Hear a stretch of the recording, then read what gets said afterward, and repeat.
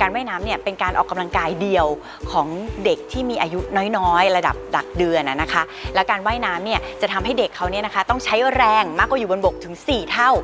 ทำให้หลับได้สนิทแล้วก็หลับได้นานมากยิ่งขึ้นเมื่อหลับสนิทหลับได้นานก็จะมีโกรทฮอร์โมนที่หลั่งออกมาซึ่งฮอร์โมนตัวนี้แหละค่ะเป็นตัวสำคัญที่จะทำให้เด็กเนี่ยมีการเจริญเติบโตนะคะนอกจากนี้กิจกรรมว่ายน้ำค่ะยังเป็นกิจกรรมที่ดีนะคะที่สร้างความสัมพันธ์ของคนในครอบครัวได้อีกด้วยค่ะ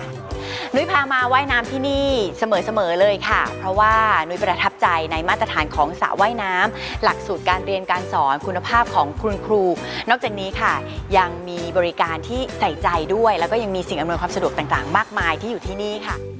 เสริมสร้างพัฒนาการให้ลูกน้อยของท่านได้แล้ววันนี้เลือกสิ่งที่ดีที่สุดเพื่อคนที่คุณรักที่สุด Swimming Kids Thailand the base for your babies and toddlers ที่สุดเรื่องเสริมสร้างพัฒนาการเด็ก